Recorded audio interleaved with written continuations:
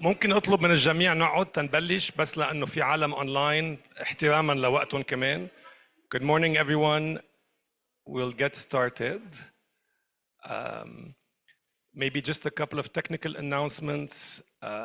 There will be simultaneous translation, English, Arabic, French. If anyone needs headsets, now is your chance, or just raise your hand. And this will be live streamed as well, so we will try to stay as close as possible to time. Okay? All right. So, Sabah al-Khair, everyone. Good morning. It's a great pleasure to welcome you to the 2025 Annual Conference on Environmental Politics, hosted by the Arab Reform Initiative with our partners, the Moroccan Institute for Policy Analysis and the Alternative Policy Solutions at the American University of Cairo. My name is Nadim Houiri. I'm the Executive Director of the Arab Reform Initiative. And it's really my pleasure to welcome you all, whether you're here with us in person or following us from afar online. Thank you for being part of this vital conversation. 5 years ago, when we had our first edition of this conference, our ambition and hope was to create a space where scholars, practitioners, policymakers, and activists from across our region and beyond could critically engage with issues of environmental governance, environmental justice, and resource equity. Since then, our community has grown stronger, more interconnected, and I would argue more determined, despite the many challenges and the bleak moment we are living today. I'm actually very happy to say that this year's event is by far our biggest, the one where we have the most representation from across the region, from Morocco to Iraq, with more than 70 attendees, speakers, and many more online. Now, over the years, and I was trying to reflect on that, looking at the different agendas of these annual conferences. Over the years, we've tried to unpack the challenges of a just transition and what it means for our region. We tried to explore extractivism and how it intersects and perpetuates inequality, and examined how authoritarianism, occupation, and conflict shape our ecosystems and futures. This year, when we were thinking about the themes that we want to prioritize, we turned our collective focus to two pillars of sustainability and survival in the region: food and water justice.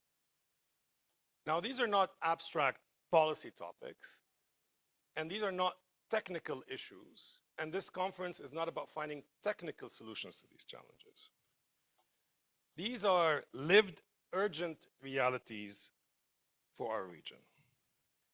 They can shape whether families can farm the land they have tilled for generations, whether communities access clean water, whether people are displaced and how long they remain displaced for. They basically lie at the core of our social contracts, our economies, and our futures. And I have to say, these themes, I think, resonate particularly powerfully this year, and particularly powerfully here in Beirut. This country is dealing again with the legacy of Israel's war, which has again upended the country's ecology, its farmers, its olive groves, and its capacity to sustain a living.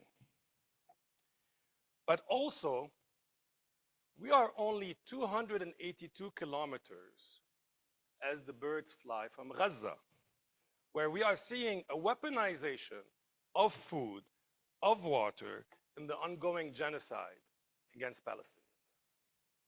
So these are not abstract issues. These are not future issues. These are now urgent issues. And it is often stated, often in conferences like this, the Middle East and North Africa is the most water scarce region of the world. And maybe it's true, But water scarcity is not just an act of God. It's not that this part of the world just has a bit less water. Water is unjustly distributed, it is weaponized, it is polluted, it is an act of governance that we are in this situation. We could argue the same, by the way, for food systems. We can all agree our food systems in the region are under immense pressure. Reliance on imports, land degradation, conflict have made food insecurity a structural and growing issue. But again, this is not just about scarcity. It's about access, ownership, control, and I think for this room, importantly, justice. Because we all agree that environmental degradation does not happen in a vacuum. It reflects and reinforces structural inequalities, weak institutions, political repression, occupation, and foreign interventions. And while the challenges may seem overwhelming, and they often do, to be honest, what inspires us and what brings us together at this conference is the growing constellation of responses emerging across the region. Researchers who uncover systemic harms and who are proposing alternatives, activists who are mobilizing their communities, policymakers and practitioners working toward reforms, often against the odds, in the most difficult of circumstances. This conference and this gathering is designed to highlight precisely those intersections between research, policy, and grassroots action, and to foster meaningful dialogue across sectors and borders.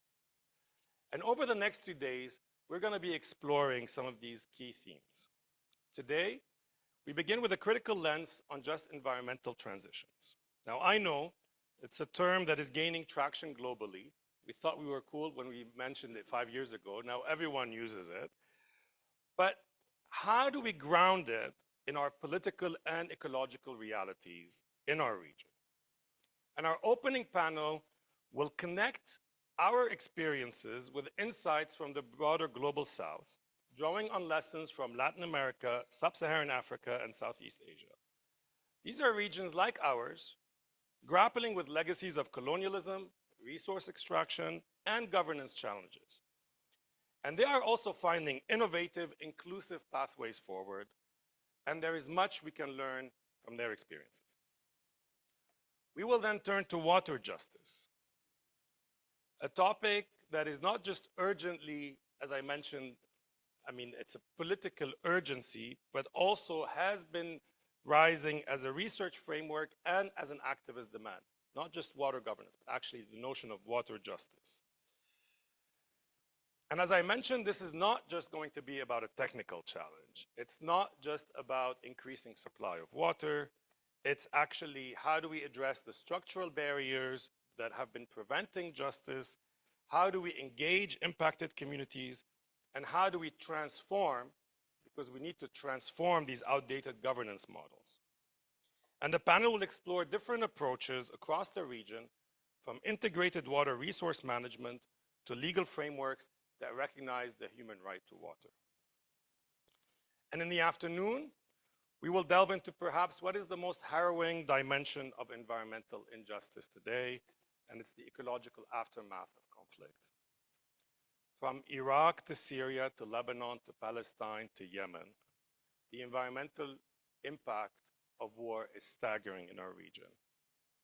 And it is often still ignored. Destruction of water infrastructure, targeting of agricultural lands, and the displacement of millions all raise urgent questions about how we rebuild in a way that is not only sustainable, but also just. And these are questions that we are grappling with today here in Lebanon, today in Syria, today in Palestine, today in Yemen, and today in Iraq, even though that conflict has ended for years. How do we ensure that reconstruction does not reproduce old injustices? And actually being in this country, it's a very good example. Maybe some of you, for the first time, can go and visit and see the inequalities and how Lebanon missed its reconstruction opportunity time and time again to address injustices and structural inequalities. How do we center the voices of displaced communities in shaping recovery? And how do we hold accountable those who have used environmental destruction as a weapon of war? And we will conclude the day with an additional bonus session, which is not on the agendas, engaging in a conversation with key developmental donors about how they include these justice dimensions in their environmental projects.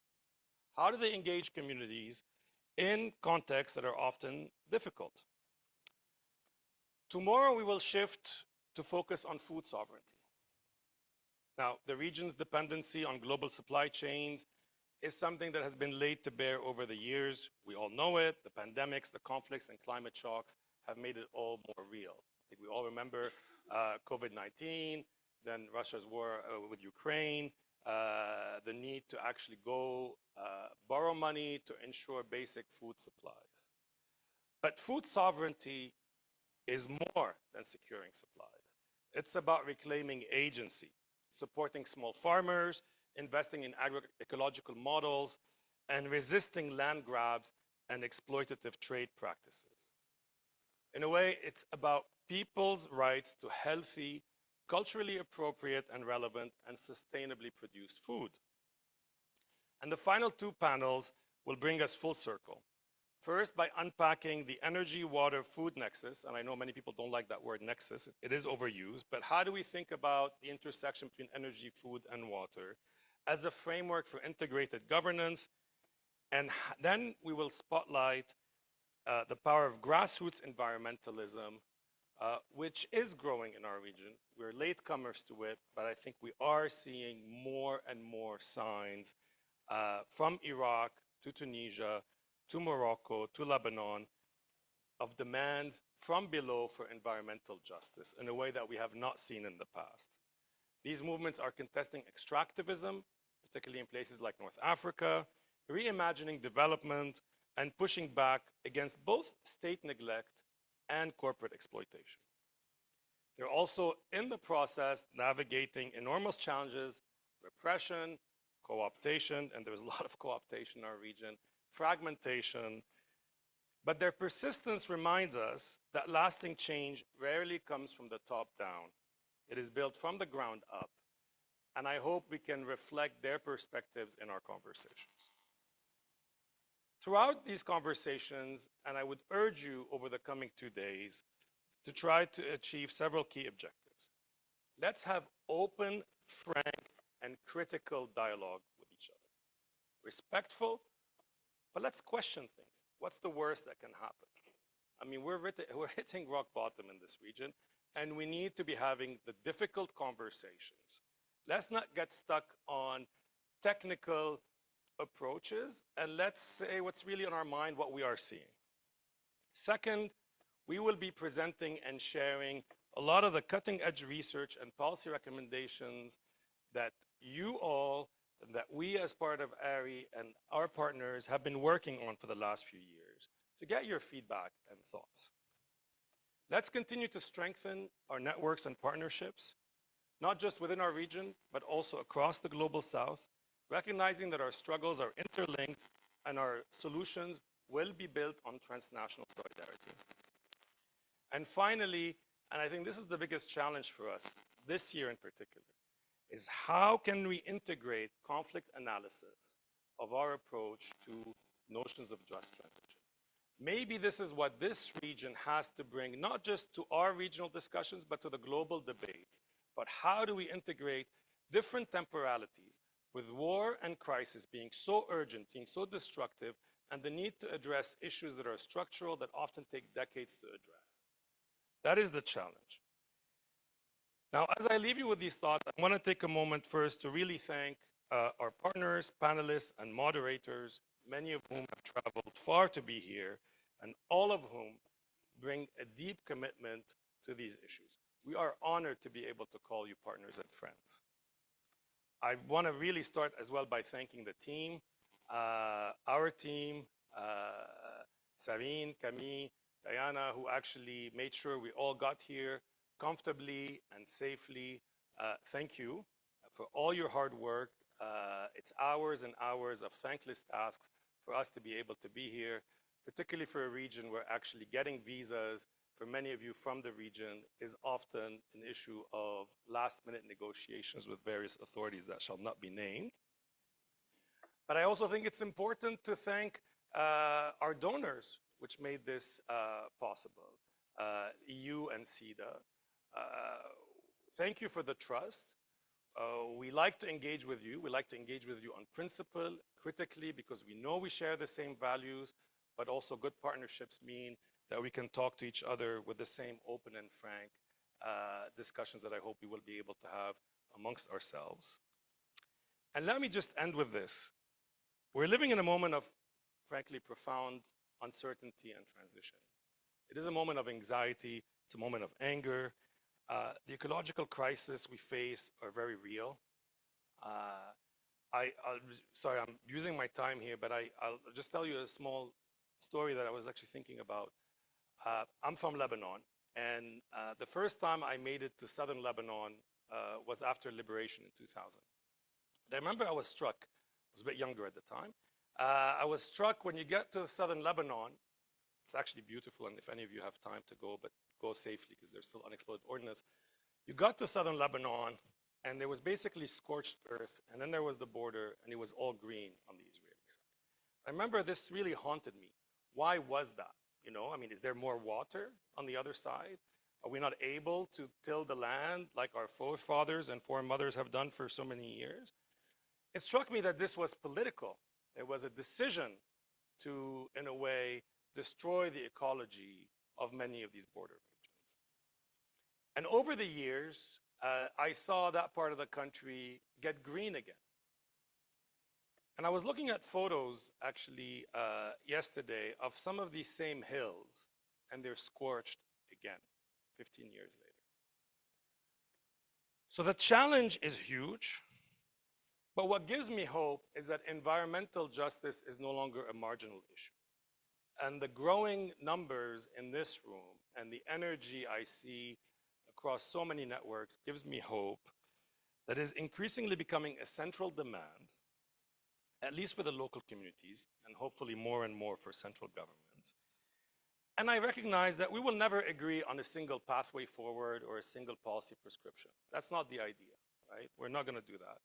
But at least that we are more and more united in our commitment to build a region where environmental sustainability is inseparable from social justice. And this conference, which we hope we will continue year after year, will be an opportunity to imagine together what the future might look like and how we get there. Thank you again for being here, and I wish all of us a meaningful, thought-provoking, and collaborative conference. Thank you. Sabine?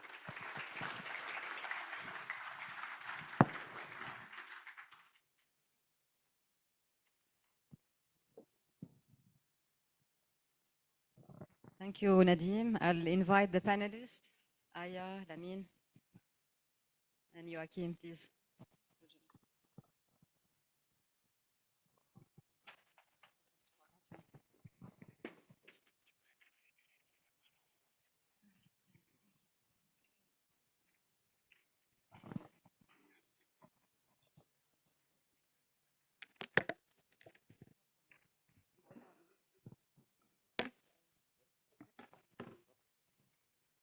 Okay, good morning, Sabah al-Khair. Very excited. Thank you, Nadim, for the introduction. I think you've perfectly, eloquently structured the whole conference and the infrastructure behind this wonderful team. It's so nice to see everyone's faces. Some of you we've seen before, some of you we've met online, but it's great to really bring everyone together. We have two panelists who will be online for safety reasons. Our Pakistani colleague Qasim couldn't make it to Lebanon. So please also use interpretation because Lamine, our last speaker, will be speaking in French. So this is a bilingual panel, so please use the headsets. Okay, so welcome to this wonderful panel, which sets the stage for an open discussion and conversation on how to achieve just environmental transitions in the Middle East and North Africa. Again, as we mentioned this morning, this transition requires a deep understanding of the unique political, social, and ecological dynamics at the local, but also at the regional and global levels. Yet, there is much to learn from other parts of the global south. Regions such like the Middle East and North Africa face different challenges, such as the weak or bad governance, recurring crises, wars, uncertainties, and limited financial capacity for a just transition. So in this session and this conversation, we will explore how the Middle East and North Africa can put forward its own path towards sustainability by drawing on experiences from across the global South. We'll look at inclusive governance practices from Latin America to decentralized development models in Sub-Saharan Africa that promote local employment and sustainable growth, and the innovative financing mechanisms and policy tools emerging in Southeast Asia, which all will aim to ensure a just and fair transition. We'll also explore the role of regional institutions, civil society actors, and international partnership, and throughout, we will keep coming back to a shared question. How do we build transitions that are not only technical or technically sound, but socially just, and that reflect the histories, the aspirations, and the voices of the marginalized and local communities? So I'd like to introduce our 5 panelists. And again, thank you for those who are online despite the time difference, and we hope next time we will see you in person. Aya Majzoub, at the center. Aya is the advocacy advisor for Middle East and North Africa at the Open Society Foundations.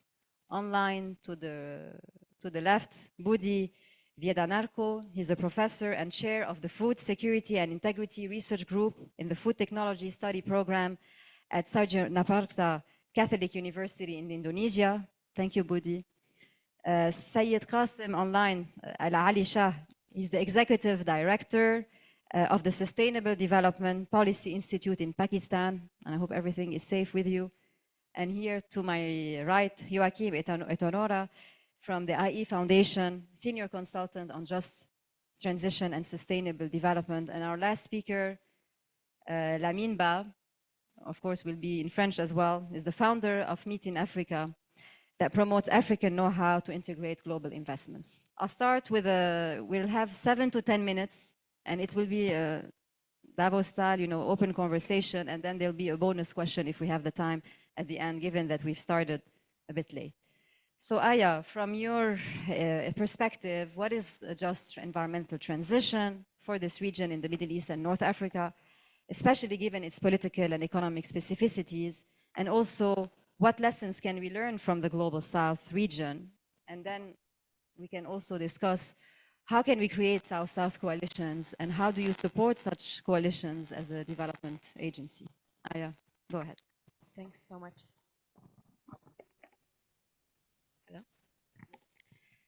Thanks so much, Sarine, and it's really great to be here and really great to see many familiar faces.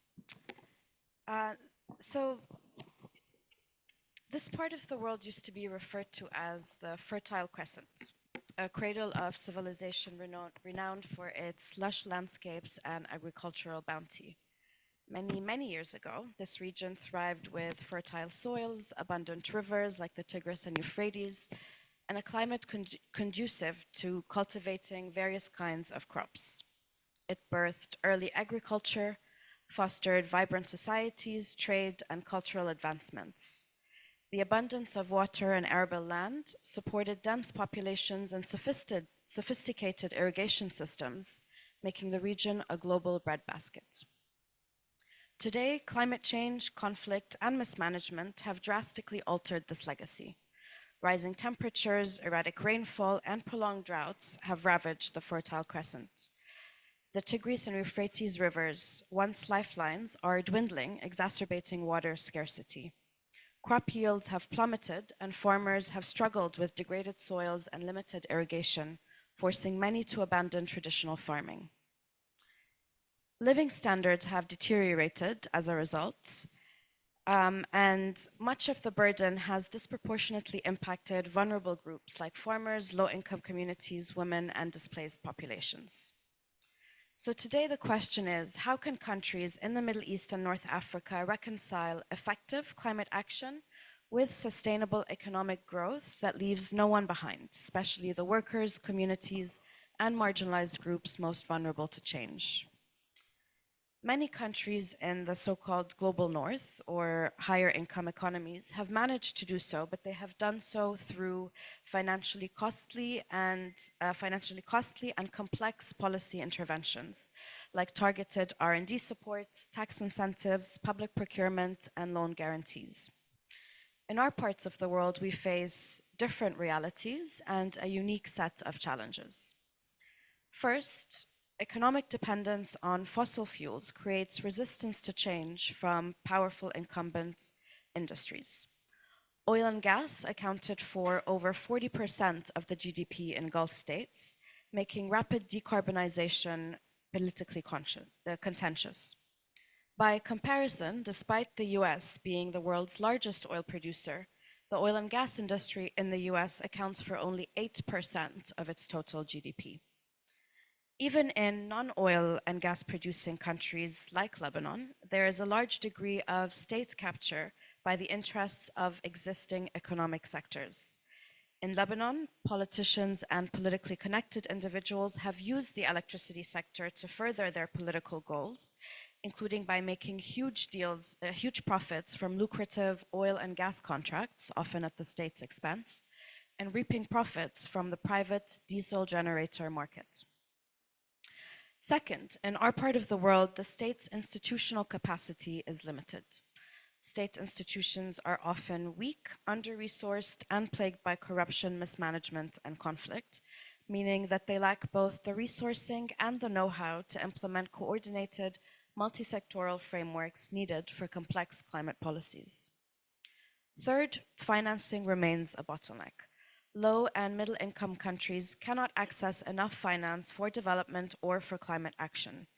The cost of capital for these economies is 3 to 5 times higher for climate-related investment than in high-income economies due to real and perceived risks. For example, the cost of debt in Germany for an average climate-related project is 0.8% per annum, while in Sri Lanka it would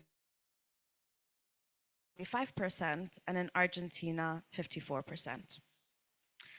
So how can MENA overcome these hurdles? Lessons from other Global South regions offer valuable insights that I'm sure we'll hear about today.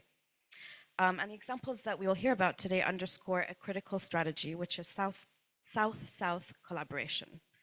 By fostering collaboration and coalition building among Global South nations, we can share innovations, pool resources, and amplify MENA's voice in global climate negotiations. South-South coalitions can also counter green protectionism from the Global North, where environmental standards sometimes mask trade barriers. At Open Society Foundation's climate justice drives our thinking as we work to support the just transitions needed to enable a low-carbon global economy and resilient societies, especially in the Global South. Our mission is to expand the concept of a just transition to bring more people-centered, holistic socioeconomic policies. This approach stands in stark contrast with the more technical and technocratic efforts that have dominated climate policy and action for 3 decades. So how do we do this? And I have to say, my colleague here in the audience, French,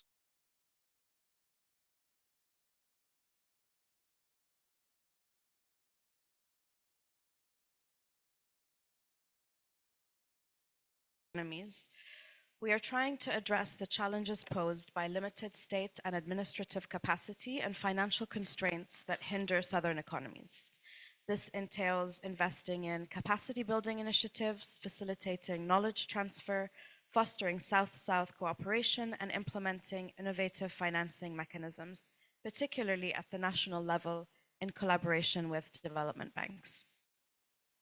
Second, we are cognizant that strong social movements are a critical component to buttress a new consensus and open up space for green industrial policy. In most countries, there's a notable divergence in the agendas of social movements concerned with the environment and those concerned with economic insecurity and inequality, weakening the ability of civil society to play this important policy shaping role. And climate movements do not always consider the significance of job creation to state policy making. And social movements focused on the lived experience of inequality today do not always make space for considering the longer-term threats that climate change poses to livelihoods. So we are facilitating the formation of coalitions across various stakeholders, and we're supporting them to build their capacity to provide constructive input to industrial policies that both create green jobs and reduce inequalities. Third, we need to broaden public support for policies and solutions that embed climate action into development agendas based on economic models that address economic inequality at the national level, including green industrial policies. We are doing this through promoting a progressive economic framework that encompasses climate transition options, led by thinkers whose work is rooted in practical experiences in developing economies, and by strengthening the understanding of climate change impacts on people and the interlinkages between climate action and reducing economic insecurity and instability. Fourth, we're supporting efforts to expand fiscal space through global financial reforms, including those related to tax, debt, and multilateral development banks, so that governments in the Global South can have access to flexible, affordable, and sustainable sources of finance to support their green economic transitions. And finally, given that the current global trade system is characterized by double standards that favor advanced economies and includes specific barriers to developing countries' successful adoption of green industrial policies, we're working on reforming trade rules, obstacles to sharing knowledge and technologies, and climate action measures that disproportionately impact developing countries. So I'll stop there, and I'm excited for the conversation to come. Thank you. We can applaud. Don't be shy. Thank you, Aya. Thank you for this. I think you've raised several good points that will be shared with others, but I'd like to give the floor to Budi. Budi, can you hear us? Yeah, Sarin. Can you Hello, hear hi. me? Hi. We can hear very well. Okay. Hi, how are you? I'm fine. Yeah. Very nice. So let's maybe travel now to Southeast Asia, and you can share with us, the different, contextualize just environmental transition in the context of Indonesia, but also how are you involving, participatory approaches and innovations in financing and policy that have supported this transition, and giving examples from Indonesia. Go ahead, please, Budi. Thank you. Okay. Yes, Sarin. Good morning, everyone. Thank you for inviting me in this esteemed conference. I hope what I would like to share will have some relevance and connection with what we all facing right now. So in the context of, let's say, Indonesia and Southeast Asia in general, one of the most important transitional issues is food security, actually. The overemphasis of many governments and societies to food security actually directly sacrificing the farmers, be it the farmers' right as well as the farmers' survival, in fact. Because when we mention about food security, it means that the priority is more on the food rather than the farmers. While at the same time, we in agriculture, we recognize one term called exchange values. Exchange values. So how much the farmers' income, which can support their livelihood.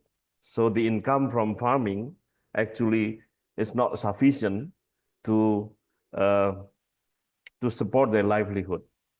So what I'm trying to say here is if the government or the society focus only merely on food security, then actually they will actually also create the problem for the farmers because they just be considered as an engine or machine to produce food. So that's why now the idea is try to to make a kind of balance. So take one example. Indonesia is a net importer actually for food, despite of our country is very rich in agro resource actually, very fertile soil. Our country famous as a ring of fire, so a lot of volcano, then you can assume that the fertility of the soil is very high. And yet we still import our stable food. We still import rice from our neighboring Southeast Asian countries, as well as from India and Pakistan, around 1 to 2 million tons per year. But we also net importer of wheat. We import 10 to 12 million tons per year, while Indonesia does not produce any wheat. And if we look at the trend of the consumption of wheat is increasing, while the consumption of rice is slightly decreasing over the year. So if we talk about climate change, we of course would like to reduce the number of import. So that's a government policy, the ideal of many environmentalists as well as the scientists. But we have to be aware that not importing food from outside is good in the case of carbon footprint, because it can reduce significant carbon footprint to the country due to the consumption. But then the question now, who will do the responsibility? So if we leave everything to the farmers, while at the same, while we cannot still have a good, what you call it, the playing field, a level playing field for farmers, or farmers just considered as an object in this case, that will be a problem. So that's a starting point of my work right now. I'm trying to promote the so-called urban food system transformation by giving voice more to the farmers to be able to deal with the more powerful stakeholders, in this case, the local government, the business sectors, the academicians, the activists. And I have to say that the only recipe to make a food sovereignty possible is by giving voice to the farmers and giving the access to farmers. And of course, we need a very special effort to do this. And I would say it took us more than 5 years to convince the local government that the farmers are groups that should be heard. Yeah. So Okay, thank you. that's what I'm trying to work right now for the city, one city in Java, the most populated island in Indonesia. And thanks God that there's a kind of consensus because of, to be honest, because of the wars between Russia and Ukraine, and because of some countries actually holding, they don't want to export their food, then there's a very serious consideration now in my country that even a city should try their best, to try its best to produce food. And because of that, now we can have a multi-stakeholder forum. So I would call the engine for this just transition is the multi-stakeholder forum. which is not too formal. It should be informal. It should be informal in which people can speak freely, representing their own profession, the farmers, the activists, the government. And yet, once again, thanks God, we managed to have this for 2 years. And hopefully, hopefully we can maintain this. Because with that, the government then pours some of the resources to help the farmers. Let's say the local government now provide all the idle land in the city to be used by the farmers. The government also stipulated special regulation on the sustainable land for sustainable agriculture or sustainable land for agriculture. So in which by putting the label as a sustainable land, it's mean that the land conversion to real estate, to industrial site is forbidden. So I think I will stop there. So the multi-stakeholders forum is the machine. Yeah. Thank you, Budi. I think you've raised a very good point on the multi-stakeholders forum, and then we'll come back to that. What does it mean, and do we have such models also in the region? There's a whole session in the afternoon or tomorrow on food transformations, food systems, and food sovereignty. So we'll definitely delve more.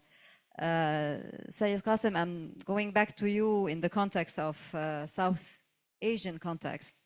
So what are the roles of regional cooperation or collaboration and cross-border knowledge sharing that your institution has played, but also in overcoming governance and resource challenges? Please go ahead. Thank you so much, Irene. Thanks, colleagues, for inviting me for this talk. I'm sorry I couldn't make it due to security concerns. But having said, while I was preparing for this session, I actually had an opportunity to talk to the undergrad and master students at this university. I asked them one simple question, and I was hoping that my predecessors might be touching upon that concept of just environmental transition. Since I have heard about it, so I thought better to bring this into the discussion here at this point. So when I went to the university, I asked a simple question: what comes to the minds of the students when we talk of the just environmental transition? Somebody actually echoed that perhaps this is more to talk about the planet and the climate change. Yet there were people who actually thought that we need to bring in people into this equation as well. And when the discussion started about these two aspects, one, the people and the planet, there was a third aspect which was brought there as an outcome, and that was the profits. And when this happened, I actually thought that perhaps we are going to talk more about the Harvard Business School triple bottom line approach now, which talks about the people, planet, and the profits. But somehow somebody from within this cohort said that it's too selfish. Perhaps we need to bring in empathy. There was another voice that said that perhaps we need to bring in the equity to this discussion as well. And so then at that point, I said, what is the outcome? And somebody said that it's the happiness. And I then echoed that perhaps we are talking about the prosperity, which is a shared vision. So the equation then completed that it's people, planet, and the prosperity, which we are talking of, which we are expecting from the just environmental transition. And what could be the means to achieve it? The people talked about that perhaps at that point, I introduced this SDGs framework, 5 Ps of the SDGs framework, that perhaps we need to talk about not just the people, planet, and the prosperity, but also the peace and the partnerships. Because the peace and the partnerships are the 2 means which can help us to achieve the just environmental transition. So with this discussion, actually, I really wanted to bring in what my institute is doing. We, every year, actually at the South Asia level, we have a forum which we call the Sustainable Development Conference. And since for the last 30 years of our existence of the Sustainable Development Policy Institute, we are hosting a conference for the South Asian practitioners, researchers, policymakers, and we invite them to Islamabad actually to share their knowledge. And we have one particular theme for every year. This year, we are planning this Sustainable Development Conference from 5th to 7th of November, and there will be jointly organized by the and we are having another session that is funded by the World Bank that is called the South Asia Economic Summit as well. And in parallel, we have this our own conference that is called the Sustainable Development Conference. That is the one part. That is our role. How we actually try to reach out to the different governments, and the perspective is that at the SARC level, South Asia level, there is a regional body that is called the South Asia Association for the Regional Cooperation. It's dead. And that's the most unfortunate part here. But it was established back in 80s. It has a couple of good examples set in the region. One basic example which I would like to share here is that at the regional level, at the time when the UN announced the Sustainable Development Goals, the SARC at a regional level introduced this SARC regional goals as well. And the goal was basically, two goals are very important to be discussed here in this at this point. One was basically to bring the food insecurity down. Currently, there are 330 million people, which is the largest number on the planet, who are food insecure. Mostly, like 85% people in South Asia cannot afford the healthy diet. Whatever the country it is, either Pakistan, India, Bangladesh, Nepal, Sri Lanka, Maldives, or Afghanistan, but these are the countries which are basically starving. We have a largest population which is still poor. So within this region, with this highly polarized situation among the countries, SARC could not survive. But the track through level, that is basically the think tanks, civil society organizations kept working together. And there are instances where the civil society actors were able to bring in the governments into play as well. So this is something which perhaps could be adopted in the other regions as well. And one reason that the civil societies were successful in bringing the governments together was this new challenge due to the climate change. On the one hand, in Pakistan, like more than 1/3 of Pakistan was inundated underwater back in 2022. In the next neighboring country, the people were dying due to heat waves. In Nepal and Sri Lanka and Bangladesh, due to some other reasons, even the floods, as well as the heat waves, cyclones, they were devastating. And this was the impact of the climate change, which helped the countries to come together. And you might see that when it comes to bilaterally, most of the South Asian countries have a very different voice. But when it comes to collectively thinking about the region, perhaps the think tanks and the civil society has played a greater role, and they were able to bring these governments together at the international forums. Either it's to the World Food Summit, or their position in the World Trade Organization on the trade issues. Yet the fact remains that the South Asia region is less connected compared to all other regions. Only 5% of the trade is happening within intra-regionally, and the 67%, while the potential is 67% as per the latest studies by the UNESCO and the World Bank, but the South Asian countries are least connected in that terms. Modi said that they are importing wheat and rice from Pakistan and India. Yes, this is the case. Yet, most of the South Asian countries are also import dependent to meet their food needs. And the last bit I would like to touch upon here is the water issue, because this conference is going to touch upon the water issues as well. India and Pakistan have signed one water pact, that was the Indus Treaty, that was administered and brokered with the participation of the World Bank. And then in 1996, that was back in 60s. Now in 1996, India and Bangladesh signed a water pact that to share the water of the Ganges River. 2 weeks back, after one of the security incidents within Indian occupied Kashmir, Indian government unilaterally decided that they are putting the Indus water pact in abyss. That was the point where the Pakistan government officially, first time in the history, said that water is the lifeline. And if the Indian government unilaterally decides to stop water coming to Pakistan, perhaps that would be a start of a war. And last week was basically, we have seen this, that India and Pakistan were struggling, and they went to the war. And the ceasefire only happened on the Sunday. just yesterday. So what I want to see here is that there is a growing recognition of the environmental issues at the national level, at the regional level, at the global level. We need to come up with a solution which can actually help us to move forward. And for that, to achieve a sustainable solution to all the problems of about the natural resource use and sharing, perhaps we need to invite not just the shareholders, but also the stakeholders. If all the stakeholders are there, perhaps, and they are actually also benefiting from the use of the natural resources, perhaps we can reduce much of the tensions happening in this world. I stop here. Thank you.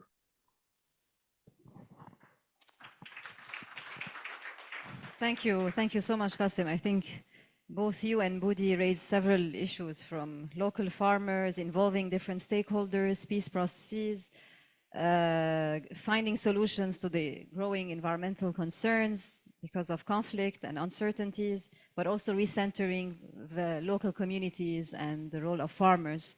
So going back here to South-South collaborations, Joachim, we're traveling with you to Latin America, and maybe you can share with us more lessons learned from collaboration South-South, because you are also involved in opening to the East, to China. So what does it mean exactly? How does this collaboration actually happen? And is East the solution? And can this really happen? And what are the good ingredients for that? And also speak about the different indigenous communities, not just in Argentina, but also in Latin America, and how they're collaborating with each other on different agreements that are happening in Latin America. The floor is yours.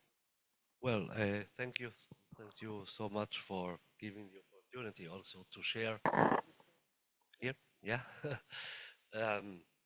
with well, a very big audience from a new region for me.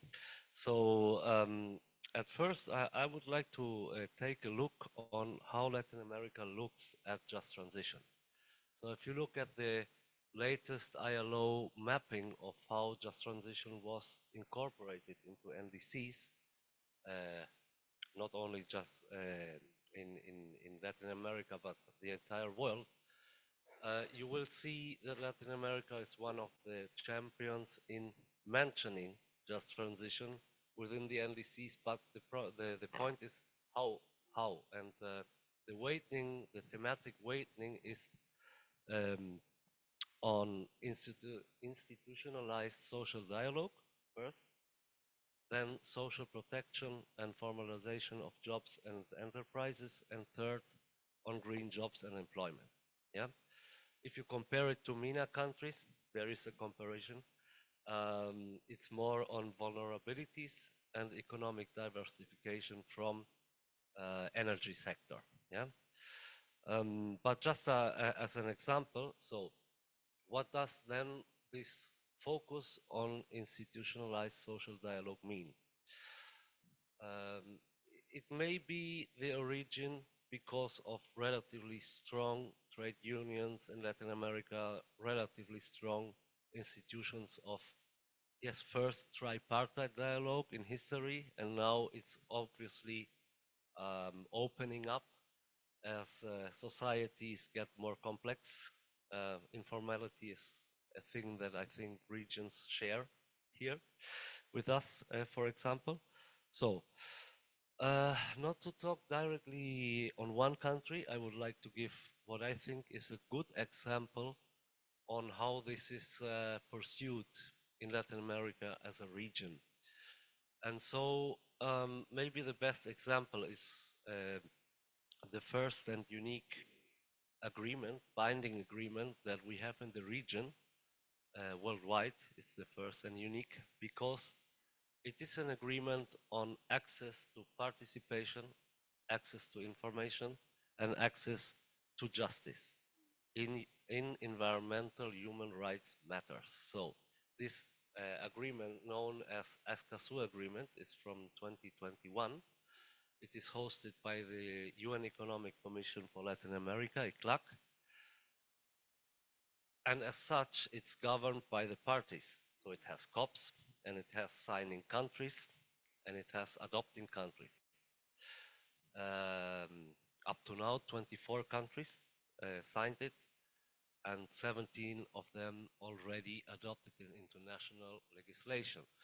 But why do I talk about this? Because it is an instrument meant to provide procedural justice. Yes, procedural, to access information, to enforce participation of civil society and indigenous people. So that's for your question too. And third, it provides access to justice or judicial instruments for people and communities, which are claimable, let's say, by them. So, and how does it work? It has obviously an implementation and compliance committee, which is mixed by governments and organizations, and it's official, obviously, within the governance structure. And this is a body that receives reports from individuals, from organizations, and from specific country institutions. Yes, more? Ah, sorry. I have to speak louder. So, yeah.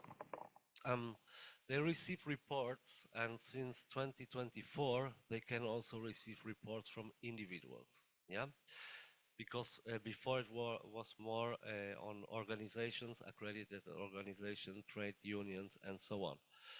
And then these reports do have to be taken, analyzed, and I think it will be the same. It's me. But better. okay. So and this committee, this implementation committee, will then emit guidance to the specific countries where implementation was said not to be sufficient, and so on. The second point is that countries are obliged to translate into national plans and legislation. So they have to provide a roadmap on how to foster this participation of civil society and indigenous people and farmers communities and so on. But they also need to show how they adopt national legislation to these objectives. And there are some of examples I can say, but for example, the necessary in Argentina, in I think in Chile too, there is also set in place laws on access to environmental information and data. So, but third one, how do you do that if you don't have finance? Well, this agreement has a financial mechanism, which is sourced by national budgets, which are mandatory. Then you have the parties' contributions. So these are the contributions from the governments. And you have to think that nowadays this Escazú agreement is integrated by countries like Mexico, Brazil, Argentina. So they do a lot of contribution. And also the third part are the multilaterals and the UN organizations who finance programs within this agreement. For example, the Human Rights Environmental Defenders Program, which are programs for capacity building of organizations, for involvement of youth, for capacity building, for negotiation. For example, you have to know how prior informed and voluntary information procedures, how to shape them locally. So in Argentina, we had this experience of implementing the COP2 of this agreement, and I was part of the process where during many months, many organizations in the localities were joined to discuss what does it mean to participate, what does it mean to have right to something. Yeah, how can you really champion this discussion? So we have finance and we have an implementation mechanism.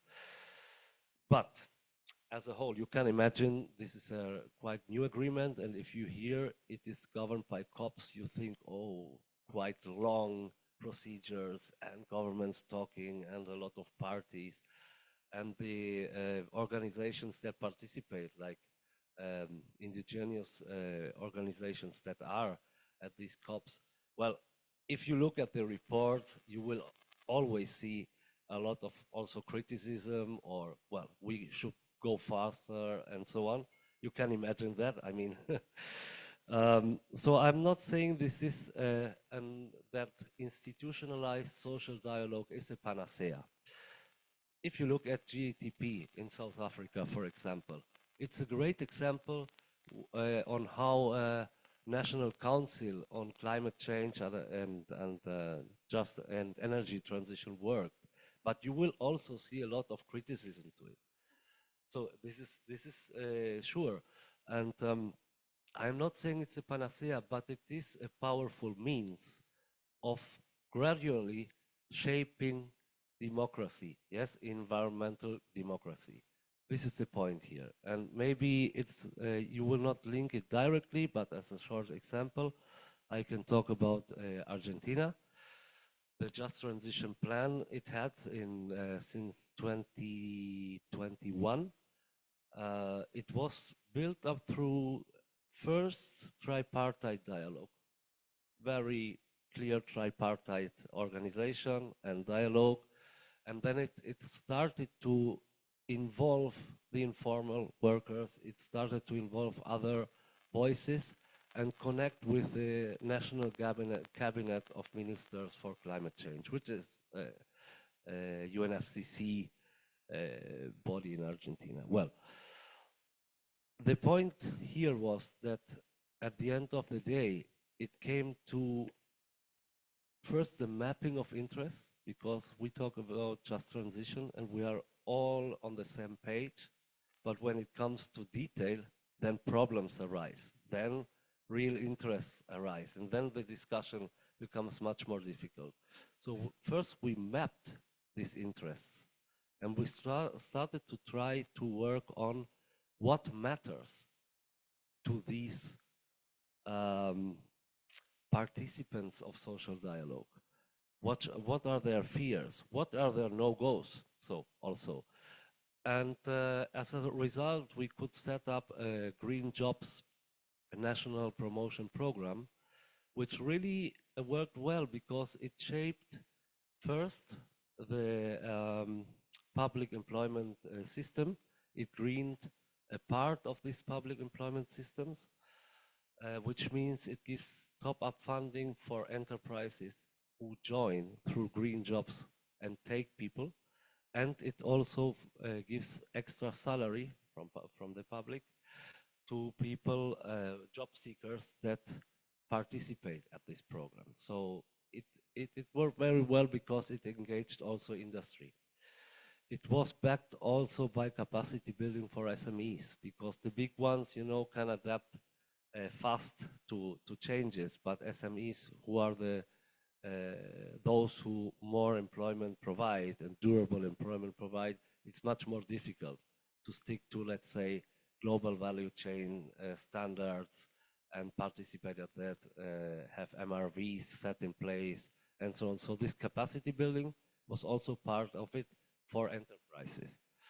Then it had another part of innovation and digitalization for formalization of jobs and enterprises. So there the question was, how can we bring in the smaller one, those who are outside of these more formal arrangements? And it was good because it was implemented through down to up proposals, which then were founded by a tripartite plus committee. They were selected, and then this experience where get direct funding.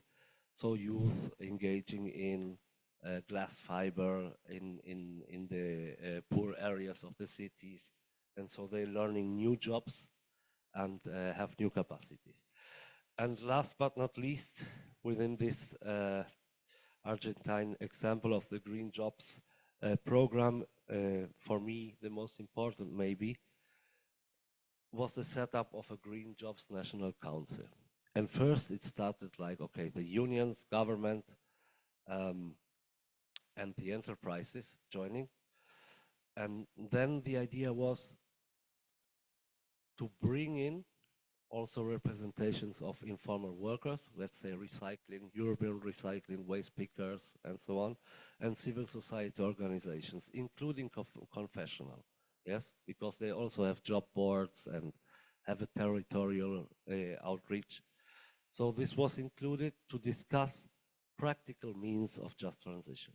And here you see that all this idea of institutional social dialogue brings us to not focusing only on how we move from carbon intensive to low carbon industry, or even more narrow electricity sector or energy sector, but it included foremostly job rich sectors, and it was just after pandemic. So the criteria was which sectors provide more jobs, more fast, yes? And it was on construction, automobile, and tourism in our case. And so labor adaptation plans were set up in tripartite plus manner, which means it involved concrete steps, how stakeholders and social partners engage in setting up competency centers for these new green jobs. Yeah. Also, assessments were very important, yes, to see we need new, you know, this discourse on skills. We have problems in just transition, so we make new skills and then everything will work fine. But the question was which skills and which is the offer that really is there, and how can we build it up. So these labor adaptation plans were a good example. Well, just for conclusion, yes, 1 minute, 20 seconds, fine. Okay. Yes, yes, sure. Well, we can leave it for later. I just wanted to say, for conclusion, I think this institutionalization of social dialogue needs, I think, a revision on discourse on just transition and climate change. So talk about what matters to people. It's on jobs, it's on future, it's on escaping vulnerabilities and dependencies. Yes, like full dependency and so on. We can. Thank you so much. All right, an applause as well. Thank you, Joaquin. I think you've raised also institutionalization of dialogues. Again, who are we bringing to the table? Is it transparent or not? These kinds of, like the Escazú agreement. You've mentioned a lot about the informalities, and I think this is something very common to this region, the informal job market, but also the informalities given the governance infrastructure that we have. We'll go back to Lamine. Ça va, Lamine? Ça va bien, salam En alaikum. forme? Good. Merci. Okay, Lamine. So maybe we'll let's go back with you and to end the session as well around the just transition in the context of Africa. But at the same time, maybe you can give us examples about the key structural barriers and opportunities that Africa is facing today. Again, it's not the same, it's not one continent, but particularly how is it turning sustainability goals into engines of local employment and economic growth? And what can Africa's experience with decentralization also inform others in these approaches? Lamine. Merci beaucoup. Please, I will shift in French. Let's give a sec. Everyone has Yeah. a headset. Yeah. Merci beaucoup. Merci de nous donner l'avantage de partager un peu l'expérience qui vient de l'Afrique sur cette question qui est assez importante. Je sais que concilier un peu les mesures écologiques avec un contexte de développement en Afrique qui est souvent marqué par un contexte assez particulier, d'extrême pauvreté, de sous-connexion à l'énergie. Si vous regardez, on a 600 millions d'Africains qui ne sont pas encore connectés à l'énergie. Donc, c'est assez important. Et surtout, c'est une question de dépendance alimentaire, c'est-à-dire que l'essentiel de la production, de la consommation alimentaire dépend de l'importation. Et donc, voyez, parler de ces questions et comment aujourd'hui aller dans une transition environnementale en n'aggravant pas ces inégalités, en les réduisant. Donc, ça veut dire qu'on a besoin d'un peu plus d'ingéniosité. Je sais que le continent africain, de façon globale, et je pense que mon collègue de l'Argentine a dit, a de bonnes pratiques et de moins bonnes pratiques, et je poserai à peu près quelques enjeux. Je pense qu'elle a aussi parlé de ça, et on partage ça avec tous les États de l'Afrique, cette dépendance aux ressources naturelles. Si vous regardez des pays comme le Congo, des pays comme le Gabon, c'est des pays où 80% des ressources de l'État dépendent des recettes tirées des ressources naturelles. Et si on parle de transition juste avec ces pays en disant, OK, techniquement, il faut sortir du fuel and oil, quel est le substitut pour que ces pays continuent à faire leurs dépenses publiques, à construire des écoles, à fournir de l'eau? Et souvent, quand on regarde ces questions techniquement, ça paraît très simple en disant, OK, on va aller sur de l'énergie solaire. Techniquement, on arrive à voir l'expérience du Sénégal ou du Maroc nous montre que souvent, les énergies qui sortent du solaire coûtent plus cher que l'énergie que nous donne le fuel ou le gaz. Et ça, c'est des évidences aujourd'hui que nous avons montrées au niveau du Sénégal. Et c'est pour ça, si vous regardez notre plan de transition énergétique, on s'est battu pour que le gaz naturel soit considéré comme une énergie de transition. Parce qu'on s'était rendu compte du shift du fuel en passant par le solaire ou l'hydraulique est une fausse solution pour les pays en développement. Parce que, un, elle joue directement sur les revenus des pays. Et deux, elles ne permettent pas de régler le problème parce qu'on n'arrive pas à raccorder les populations avec des coûts abordables. Parce qu'aujourd'hui, si vous avez des populations, si vous avez 600 millions de personnes pour se connecter à l'énergie, ne peuvent pas payer beaucoup. Si vous avez des solutions de connexion de production qui coûtent et que l'État n'a pas assez d'argent pour subventionner, ça pose un problème. Donc ça, c'est le premier niveau en termes de macro qu'on doit regarder en disant évitons les fausses solutions, essayons au maximum d'adapter et dans les conditions, venons avec des solutions qui s'adaptent mais qui sont moins coûteuses et qui permettent d'atteindre l'objectif. Souvent, je donne un exemple. Rapidement, le Sénégal a atteint, si vous regardez, on a atteint le mix énergétique. À peu près, on a 30% de notre parc qui fonctionne avec du renouvelable. Bon, on a pu profiter qu'en 70, on a convenu avec la Mauritanie, le Mali, la Guinée, d'avoir une organisation de gestion de l'eau des bassins du fleuve Sénégal, qui est une des meilleurs exemples en termes de gestion de l'eau. Je pense dans le propre liminaire, on a posé de ça, l'OMVS, qui a permis rapidement de produire de l'eau et de pouvoir avoir de l'hydroélectricité. Et dans un temps record, on a pu faire des centrales solaires et des éoliennes. Mais quelle était la conséquence après? Ça a augmenté notre dette. Alors que cette question de la dette climatique n'est pas réglée, donc ça veut dire qu'on s'est endetté pour avoir une réputation en green, mais in fine, c'est une marge de manœuvre budgétaire qu'on se départit. Donc voilà aussi, je dis attention à ces fausses solutions, c'est important. Maintenant, c'est réel. L'autre niveau peut-être que je dirais, et c'est quelque chose qui me tient à cœur, c'est les communautés. Aujourd'hui, si on parle des questions de food storage, je pense que nos collègues ont dit de l'alimentation, c'est important parce qu'il y a les questions de haute couche qu'on parle qui sont très importantes, mais il y a les questions de réalité sur le terrain. Aujourd'hui, souvent, on oublie en disant 100 ans, il y a 100 ans, 150 ans, il y a 200 ans, ces populations arrivaient à se nourrir, arrivaient à conserver leurs aliments. Mais comment ils faisaient? On n'arrive pas nous-mêmes à s'interroger et à travailler. Et au niveau de MENA Africa, nous avons essayé de retravailler, de faire des storytelling. On s'est rendu compte qu'il y avait des technologies simples de pouvoir conserver des choses. Et nous avons travaillé avec ces populations, surtout dans la région du nord du Sénégal, qui est un peu frontalière, pour perpétuer ces systèmes. En perpétuant ces systèmes, on s'est rendu compte qu'on arrive à réduire les post-récoltes, les pertes post-récoltes de 20%, avec des investissements très, très bas. Donc, en disant, OK, il y a une question d'adaptabilité, et le défi sur ça, c'est comment arriver à normaliser et à passer à l'échelle. Et c'est ça, peut-être que les jonctions entre les chercheurs, les praticiens et les populations locales doivent servir. C'est comment modéliser ces process et les rendre au niveau plus élevé, au niveau échelle, et pouvoir impacter. Parce que c'est des solutions souvent adaptables, écologiquement soutenables et économiquement supportables par les populations. Et je pense que nous, regarder ce côté est très important pour nous en termes de perspective qu'on vous apporte.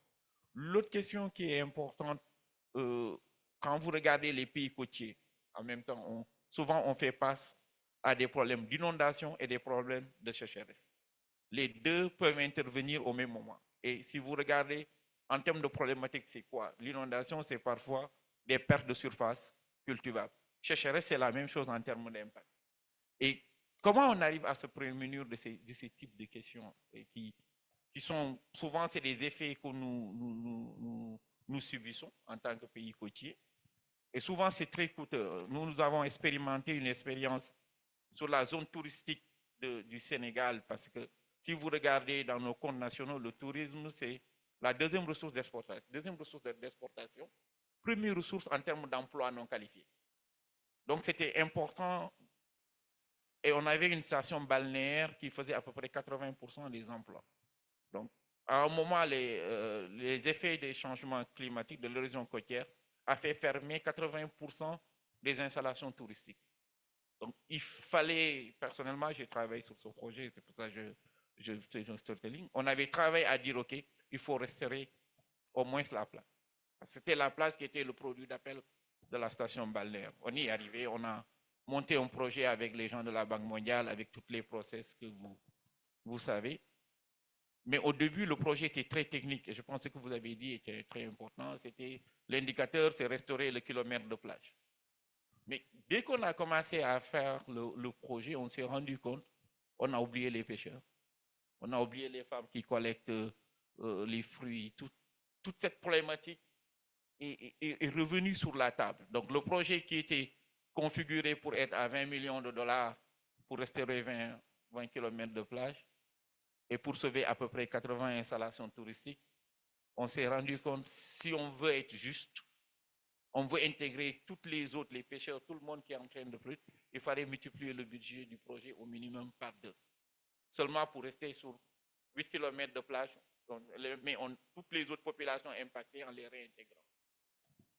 En faisant ce projet, on s'est rendu compte rapidement, dès qu'on a rediscuté avec la banque ne pouvait pas, mais on avait eu la chance d'avoir un ministère de l'Environnement qui était ingénieux. On a pu convaincre le ministre des Finances qu'on puisse prendre la partie.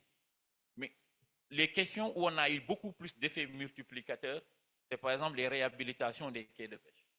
On s'est rendu compte que les effets multiplicateurs sur l'économie étaient plus grands que de réhabiliter 8 km de plage. Et aussi en termes d'appropriation, que les communautés se sentent que l'État est à leur ressources, on a eu beaucoup plus de bénéfices. Et après, on s'est rendu compte, quand on a réhabilité les plages, c'est les ménages qui ont plus réhabilité leurs maisons que les installations hôtelières. Parce que les installations hôtelières, après, ont redemandé des crédits à l'État pour pouvoir réhabiliter. Donc, je fais un peu ces plaidoyers et ces exemples de montrer les solutions. Elles doivent être des solutions adaptées au contexte. On ne doit pas exclure souvent nos communautés. Donc ça, je vais finir, puisque les autres questions, je suppose que les autres questions sont prises par les autres panélistes, c'est pour ça que je ne suis pas allé dedans. En termes de défis, je pense que c'est important pour nous dans nos réflexions, cette question de l'inclusivité. Il faudrait l'avoir sous tous ces aspects. Comment on board les communautés dès le début, dès la conception, pas comme seulement des bénéficiaires. Il faut les mettre comme des co-constructeurs de solutions. Parce que souvent, les solutions, les vraies solutions, quand l'impact arrive, ils sont les premiers à les sentir. Ils arrivent à avoir des solutions de première main. Souvent, ils n'ont pas les limites, c'est les moindres. De façon globale, où nous avons besoin de faire cette coalition, que ce soit tout le soif global, cette question de la dette climatique. On ne peut pas nous dire, on n'est pas les grands pollueurs, on doit s'endetter pour faire face aux dommages qu'on subit. Et je pense qu'il y a une coalition forte qu'on doit avoir sur cette dette climatique. Et nous pensons la reconversion de la dette, tous les investissements qui vont être faits dans l'adaptation ou dans le truc, il y a une reconversion de cette dette. Si les États, si le Sénégal ou le Liban décident de mettre en moins de transport écologique, il ne faut pas que ça entre dans le bilan de la dette. Ça permet de rechercher avec nos ressources. Et je pense que des initiatives similaires ont été mises en 2000 sur tout ce qui était services sociaux. Il faut qu'on arrive à faire ça dans l'environnemental, qu'il y ait un consensus global sur cette question, parce que sinon, c'est des investissements assez coûteux et ça peut jouer sur les marges de manœuvre de l'État et l'État aurait peut-être moins de capacité pour investir dans les autres secteurs. Ça, c'est quelque chose d'important pour moi parce qu'on sait que quand je regarde le cas de l'Afrique, on ne mobilise que 3% des financements verts qui existent. Et aujourd'hui, les taux, même les taux sur lesquels, pour le cas du Sénégal, on s'est endetté, c'est des taux qui avoisinent les 6-7%. Ce n'est pas normal. Le troisième niveau, je pense qu'il en a parlé. On a des structures de population qui fait qu'en fonction des pays, entre 60 et 70% de gens qui sont jeunes. Et si tous les projets que nous faisons n'incluent pas les jeunes en termes de co-création, mais en termes d'impact, c'est pour ça cette question de dire qu'il y ait un engagement global sur les emplois verts. Nous avons pu influencer le gouvernement sénégalais que dans le code d'investissement qui va venir du Sénégal, qu'on intègre l'ISR comme une précondition de prévalidation de tous les investissements. Mais je pense que la question qu'il a dit est assez importante et ça peut être quelque chose sur lesquels on travaille, c'est de dire aujourd'hui comment tous ces projets d'envergure, que ce soit du privé, du public, d'adaptation ou de trucs climatiques, la question de l'emploi vert, la question de l'emploi qu'on peut qualifier de vert, soit une question essentielle. Et comment on le modélise, comment on arrive à donner un rating à une société pour dire quand quelqu'un construit un building de 10 étages, en dehors des questions d'utiliser des trucs, comment il a contribué à créer des emplois verts. Je pense que c'est des questions en termes de normes, en termes de réflexion qui peuvent être faites. Et le dernier, je pense que c'est la question de gouvernance. Il y a beaucoup de ressources qui tournent au niveau du financement et souvent, on n'a pas une visibilité et un rendu assez efficace de l'utilisation de ces ressources, surtout les parties subventions, que ce soit collectées par les ONG, collectées par la société civile, collectées par l'État. Il y a une question d'avoir une gouvernance de plus en plus. Je pense qu'en Afrique, avec la nouvelle génération qui monte, ça devient une question essentielle. On ne peut plus continuer à gouverner comme avant.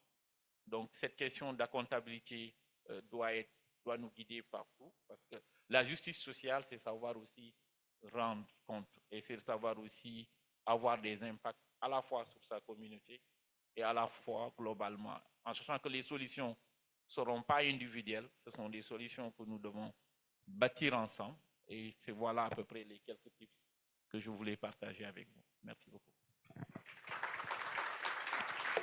Merci beaucoup Lamine.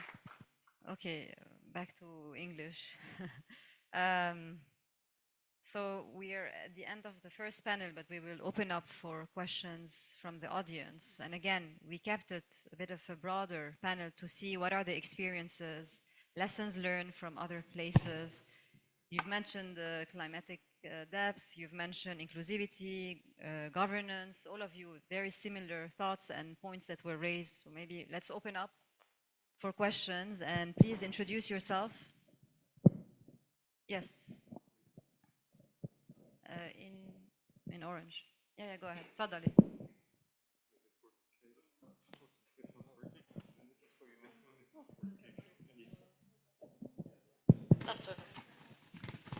Hello, good morning. My name is. Good morning. My name is Lama Al-Hato. I'm based out of Washington, D.C., out of Johns Hopkins University. My question goes to the panelist Joaquim from Argentina, or Latin America per se. You spoke quite a bit about sort of inclusivity in the process by which you had inclusivity, especially around the Green Energy Council and what that meant. As you know, with stakeholder engagement and inclusion, the very biggest part about it is who do we invite to the table and why, the sort of the justification around who do we invite to the table. If you can speak a little bit towards that, how did you select the players that were relevant to this process? You talked about the waste pickers, for instance. That was one element, but then there are so many others within the society that may or may not have been included for various reasons. And as we know, if you begin to expand stakeholder inclusion too much, you lose the process altogether. But if you limit it, then you're, well, no longer inclusive. So there's this balance that you always have to achieve when we talk about stakeholder engagement and inclusivity. And my question to you is, in your process, because this is always, well, incredibly subjective, what was your process, and if you can speak to that, and what was the inclusivity process and the justification behind who you picked and why? Thank you. Let's take a couple of questions. Diana and then Amjad in the back. And please introduce yourself. Yeah, okay, so thank you so much. Diana Al-Qaisi, several hats. Maybe I'll use the one that I'm on the Arab Reform Initiative Advisory Working Group, but also quickly putting the hat of a board member for the Extractive Industry Transparency Initiative, a global standard. So in particular, I'd like to address my comments to the gentleman, and excuse me for my fish memory for the names, Senegal and Argentine, because it was really interesting hearing. And the reason why it was particularly interesting, because both Argentina and Senegal are members of the EITI, this global standard that is currently being implemented, and they are implementing it. And it's a multi-stakeholder initiative that puts different stakeholders at the table. It's a government-led one. And basically, the 2023 standard that both countries are implementing addresses disclosure of information and data that are relevant to energy transition. And while I was hearing them, the always consistent or constant question in my head is like, all of these initiatives and the ones that you spoke about, especially in Argentina, are funded by donors. And I know we're going to be looking at this later on in the coming 2 days. And as I look at several countries, and we're involved with 55 different countries, there is always this feeling that somewhere, somehow, people are reinventing the wheel. There are existing platforms that currently mandate such disclosures. And my question to both gentlemen is, first of all, are you aware of these platforms? Because they disclose audited information that are meant to be used for policy setting, for energy transition. They include, in this multi-stakeholder approach, people representing civil society, companies that I think should be part and parcel of this discussion, and more importantly, governments. So the question straightforward is, are these platforms being used? Because I see that there are a lot of similarities. Thank you in advance. Amjad, your question. Thank you all for the panel. I'm Amjad bin Isa. I'm a climate justice advisor for the MENA region with multiple NGOs. So my question is this, and please excuse my very pessimistic realist nature. Regarding South-South collaboration, to me, when I see the climate finance flows in the global level, we do address the fact that all of the South-South collaborations are on the basis of regional mega infrastructure projects that usually serve neo-colonist goals. So to me, this South-South collaboration has to be more directed towards social engineering, but there is a big part of it that we usually don't look up to, which is research and development. So can you please share with us any experiences that you had exploring the regional research and development space, and if you have any conclusions that you can draw from your expertise? Thank you. Okay, thank you. We'll go for this. Maybe I'll leave Joachim to answer the platforms that Lama had raised. جايين لعندك إيه دقيقة بس. And then Diana's question about the platforms, and maybe Aya, you can also answer. And those who are online, Qasim and Budi, you can also jump in. Go ahead, Joachim. Yes, thank you.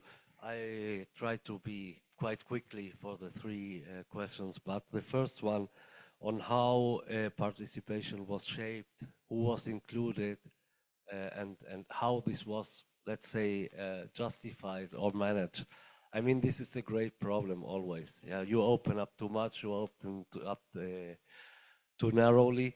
So the first point, maybe I must say, is in Argentina you have for history a quite strong development of and organization of CSOs and of informal workers organizations, and also their relationship to formal unions has been growing a lot, yeah, and also to the government. So in some ministries, they are even part of the, or they were, we changed government, yeah, you know that, but yeah, but they have been part of implementation of social policies directly.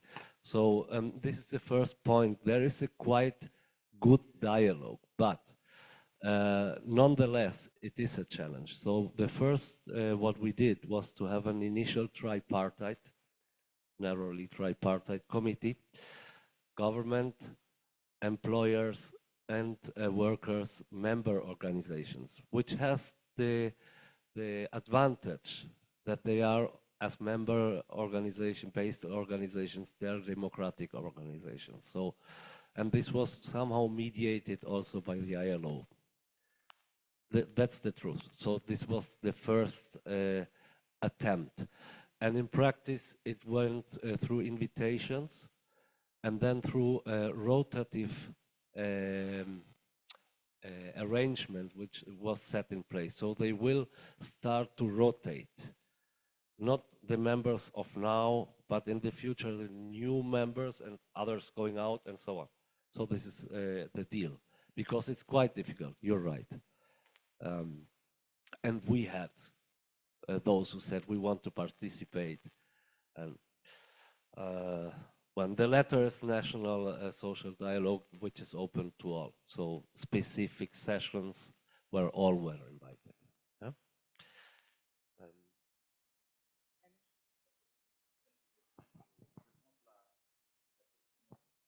Essentiel, et je pense, oui, est-ce que je sais qu'on apprend beaucoup au niveau de nos processus ITE, parce que pour le background, c'est que Sénégal avait volontairement s'est engagé à l'ITE avant même de commencer nos productions de oil and gas qui n'ont commencé que l'année dernière, même si on avait auparavant des connexions des mines. Nous essayons, si vous regardez tous les audits qui sont faits, nous essayons d'être le plus proche possible des directives édictées.